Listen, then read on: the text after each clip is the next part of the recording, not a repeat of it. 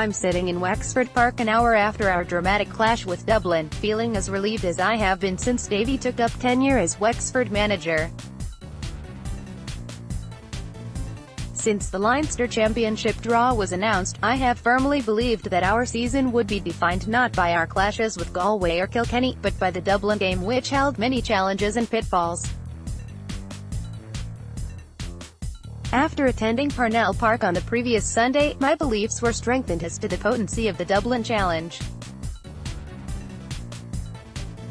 The worry prevailed that a lost Pat Gilroy's men would have derailed our season, so to have 2 points on the board is a huge relief.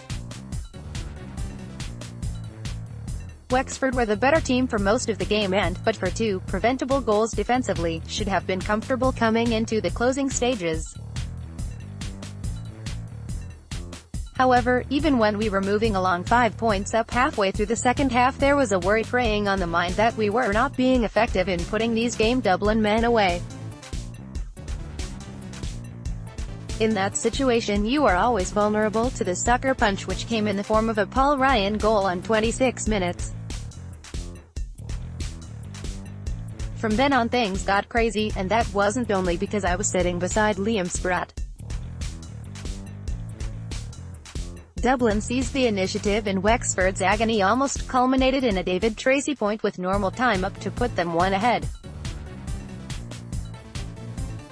At this point the crowd were in a frenzy and in fairness played their part in willing our men over the line, but we needed leaders badly and thankfully leaders we got.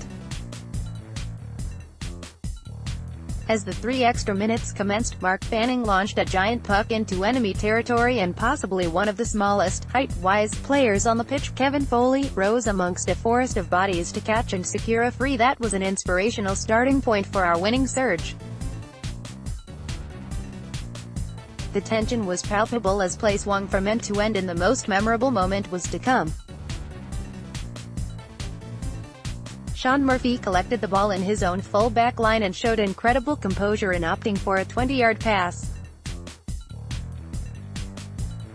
The simplest thing in the most pressurized situation would be to get the ball as far as possible from our own goal.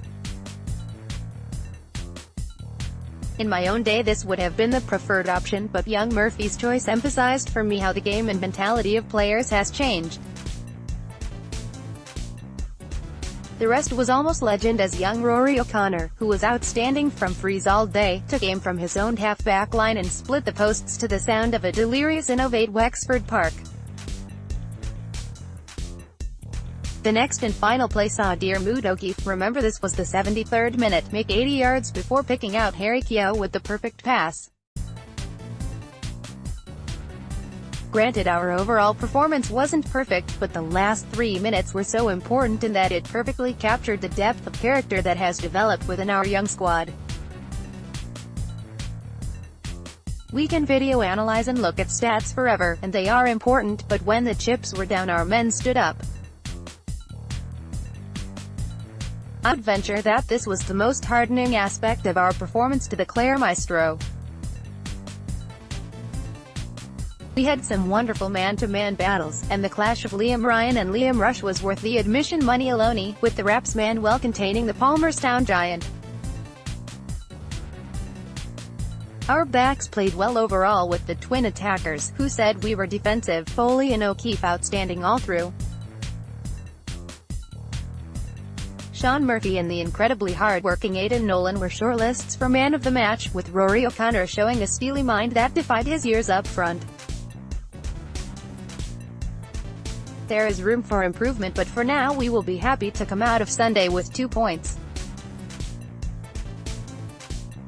Beware the Offaly men, however, whom I have no doubt will have a special welcome in store next Saturday. New Ross Standard.